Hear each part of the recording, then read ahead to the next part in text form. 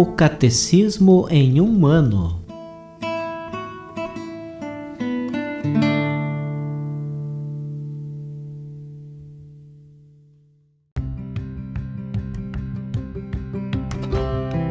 Olá, eu sou o Alesiandro, seminarista da Diocese de Ponta Grossa, Paraná.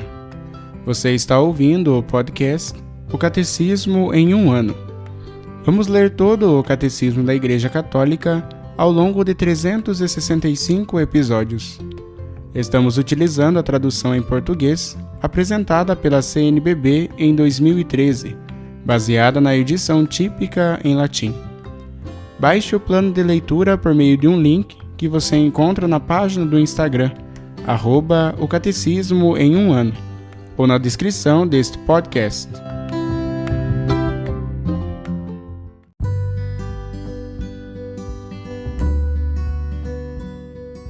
Chegamos ao dia 243 do podcast O Catecismo em um ano.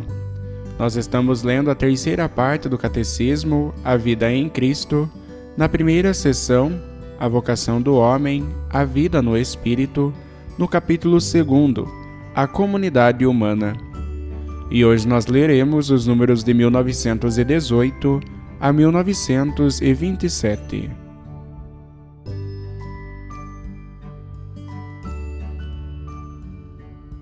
Resumindo, não existe autoridade que não venha de Deus, e as autoridades que existem foram estabelecidas por Deus, conforme Romanos capítulo 13, versículo 1. Toda a comunidade humana, para se manter e se desenvolver, tem necessidade de uma autoridade. A comunidade política e a autoridade pública têm seu fundamento na natureza humana, e por isto pertencem à ordem estabelecida por Deus. A autoridade é exercida de maneira legítima se estiver ligada à busca do bem comum da sociedade. Para atingi-lo, deve utilizar meios moralmente aceitáveis. É legítima a diversidade dos regimes políticos, contanto que concorram para o bem da comunidade. A autoridade política deve ser exercida dentro dos limites da ordem moral e garantir as condições para o exercício da liberdade. O bem comum compreende o conjunto daquelas condições da vida social que permitem aos grupos e a cada um de seus membros atingirem mais completa e diligentemente a própria perfeição. O bem comum comporta 3 elementos essenciais: o respeito e a promoção dos direitos fundamentais da pessoa, a prosperidade ou o desenvolvimento dos bens espirituais e temporais da sociedade, a paz e a segurança do grupo e de seus membros. A dignidade da pessoa humana implica a procura do bem comum. Cada pessoa deve se preocupar em suscitar e conservar as instituições que aprimoram as condições da vida humana. Cabe ao Estado defender e promover o bem comum da sociedade civil. O bem comum de toda a família humana pede uma organização da sociedade internacional.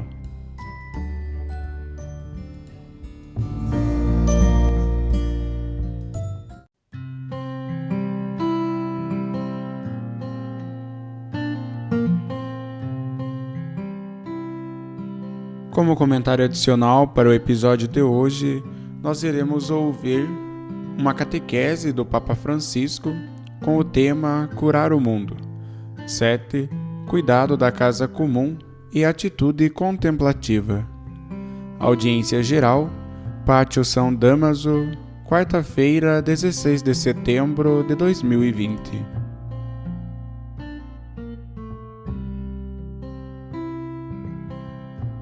Amados irmãos e irmãs, bom dia. Para sair de uma pandemia, é preciso cuidar-se e cuidar uns dos outros. E devemos apoiar aqueles que cuidam dos mais débeis, dos doentes e dos idosos. Há o hábito de deixar os idosos de lado, de os abandonar. Isso é mau. Estas pessoas, bem definidas pelo termo espanhol cuidadores, aqueles que cuidam dos doentes, desempenham um papel essencial na sociedade atual, mesmo que muitas vezes não recebam o reconhecimento nem a remuneração que merecem. Cuidar é uma regra de ouro da nossa condição humana e traz consigo saúde e esperança, conforme a encíclica Laudato Si, número 70. Cuidar dos doentes, dos necessitados, dos abandonados. Esta é uma riqueza humana e também cristã. Devemos de igual modo dirigir este cuidado à nossa casa comum, à terra e a cada criatura. Todas as formas de vida estão interligadas, conforme Ibid, número 137 e 138. E a nossa saúde depende da saúde dos ecossistemas que Deus criou e dos quais Ele nos encarregou de cuidar, conforme Gênesis capítulo 2, versículo 15. Por outro lado, abusar deles é um pecado grave que prejudica, que é prejudicial e que nos deixa doentes, conforme a encíclica Laudato Si, número 8 e 66. O melhor antídoto contra este mau uso da nossa casa comum é a contemplação, conforme Ibid, número 85 e 214. Mas por quê? Não há vacina para isto, para o cuidado da casa comum, para não a pôr de lado? Qual é o antídoto contra a doença de não tomar conta da casa comum? É a contemplação, quando não se aprende a parar a fim de admirar e apreciar o que é belo, não surpreende que tudo se transforme em objeto de uso e abuso sem escrúpulos. Ibid, número 215. Também no respeitante ao descartável. No entanto, a nossa casa comum, a criação, não é um mero recurso. As criaturas têm um valor em si mesmas, e refletem, cada uma à sua maneira, um raio da infinita sabedoria e bondade de Deus. Catecismo da Igreja Católica, número 339. Este valor e este raio de luz divina devem ser descobertos, e para os descobrirmos, precisamos de estar em silêncio, precisamos de ouvir e precisamos de contemplar. Também a contemplação cura a alma. Sem contemplação, é fácil cair num antropocentrismo desequilibrado e soberbo, o eu no centro de tudo, que sobredimensiona o nosso papel como seres humanos, posicionando-nos como dominadores absolutos de todas as outras criaturas. Uma interpretação distorcida dos textos bíblicos sobre a criação contribuiu para esta má interpretação, que leva à exploração da terra ao ponto de a sufocar. Exploração da criação, este é o pecado. Julgamos que estamos no centro, pretendendo ocupar o lugar de Deus, e assim arruinamos a harmonia da criação, a harmonia do desígnio de Deus.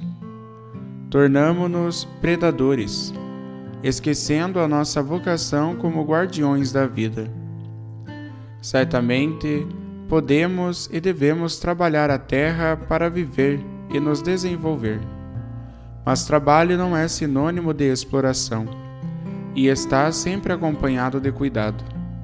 Lavrar e proteger, trabalhar e cuidar. Esta é a nossa missão, conforme Gênesis capítulo 2, versículo 15. Não podemos pretender continuar a crescer a nível material, sem cuidarmos da casa comum que nos acolhe. Os nossos irmãos e irmãs mais pobres e a nossa Mãe Terra gemem pelos danos e injustiças que causamos e reclamam outro rumo. Reclamam de nós uma conversão, uma mudança de rumo. Cuidar também da terra, da criação. É, pois, importante recuperar a dimensão contemplativa, ou seja, olhar para a terra, para a criação como um dom, e não como algo a ser explorado para fins lucrativos. Quando contemplamos, descobrimos dos outros e na natureza algo muito maior do que a sua utilidade. Eis o cerne do problema. Contemplar é ir além da utilidade de uma coisa. Contemplar a beleza não significa explorá-la. Contemplar é gratuidade.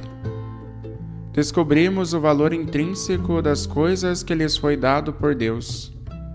Como muitos mestres espirituais nos ensinaram, o céu, a terra, o mar, cada criatura possui esta capacidade icônica, esta capacidade mística de nos reconduzir ao Criador e à comunhão com a criação. Por exemplo, Santo Inácio de Loyola, no final dos seus exercícios espirituais, convida-nos a contemplar para chegar ao amor, ou seja, a considerar como Deus olha para as suas criaturas e alegrar-se com elas, a descobrir a presença de Deus nas suas criaturas, e com liberdade e graça amá-las e cuidar delas. A contemplação não nos leva a uma atitude de cuidado. Não significa olhar para a natureza de fora, como se não estivéssemos imersos nela. Mas estamos dentro da natureza, somos parte da natureza. Pelo contrário, partimos do interior, reconhecendo-nos como parte da criação, tornando-nos protagonistas e não meros espectadores de uma realidade amorfa apenas para ser explorada. Aqueles que contemplam desta forma sentem-se maravilhados não só pelo que veem, mas também porque se sentem parte integrante desta beleza. E inclusive se sentem chamados a preservá-la, a protegê-la. E há uma coisa que não devemos esquecer. Quem não sabe contemplar a natureza e a criação, não sabe contemplar as pessoas na sua riqueza. E quem vive para explorar a natureza, acaba por explorar as pessoas e tratá-las como escravas. Esta é uma lei universal. Se não se sabe contemplar a natureza, será muito difícil saber contemplar as pessoas, a beleza das pessoas, o irmão, a irmã. Quem sabe contemplar, mais facilmente se porá em ação para mudar o que produz degradação e danos à saúde. Comprometer-se-á a educar e promover novos hábitos de produção e consumo, a contribuir para um novo modelo de crescimento econômico que garanta o respeito pela casa comum e o respeito pelas pessoas. O contemplativo em ação tende a tornar-se o guardião do ambiente. Isto é muito bom. Cada um de nós deve ser guardião do ambiente, da pureza do ambiente, procurando conjugar saberes ancestrais de culturas milenares com novos conhecimentos técnicos, de modo a que o nosso estilo de vida seja sempre sustentável. Por fim, contemplar e cuidar. Estas são duas atitudes que mostram o caminho para corrigir e reequilibrar a nossa relação como seres humanos com a criação. Muitas vezes, a nossa relação com a criação parece ser uma relação entre inimigos. Destruir a criação em meu benefício, explorar a criação em meu proveito. Não esqueçamos que isto se paga caro. Não esqueçamos aquele ditado espanhol: Deus perdoa sempre, nós perdoamos de vez em quando. A natureza nunca perdoa. Hoje estava a ler no jornal sobre aqueles 2 grandes glaciares na Antártida, perto do mar de Amundsen. Eles estão prestes a desabar. Será terrível, porque o nível do mar subirá, e isto causará muitas dificuldades e muito mal. E por quê?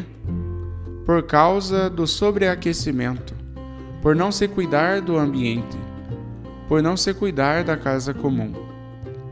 Por outro lado, quando tivermos esta relação, deixem-me dizer a palavra fraterna, no sentido figurativo com a criação, tornar-nos-emos guardiões da casa comum, guardiões da vida e guardiões da esperança.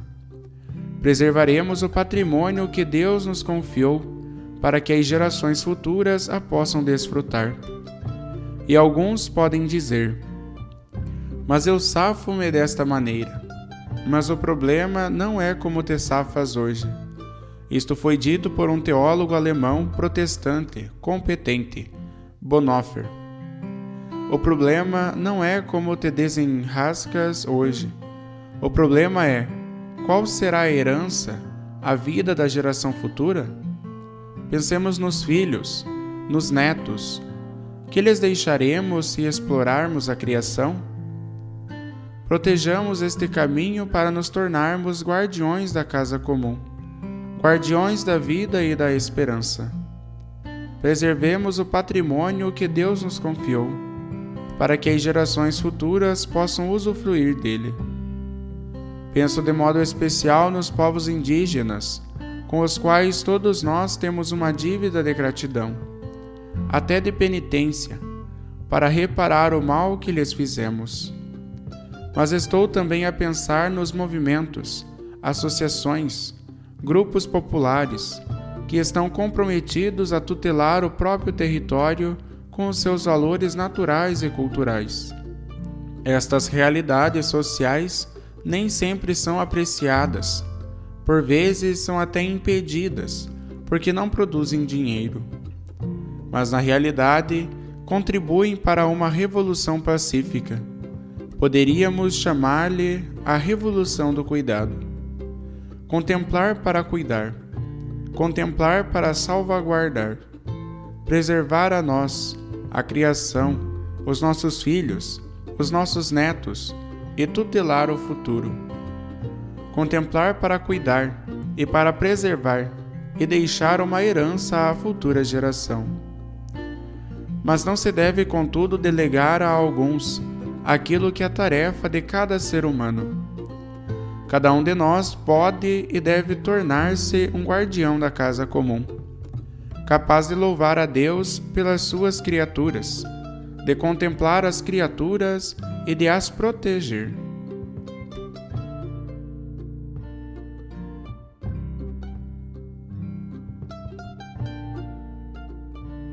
Os textos das catequeses papais encontram-se na íntegra no site da Santa Sé, vatican.va.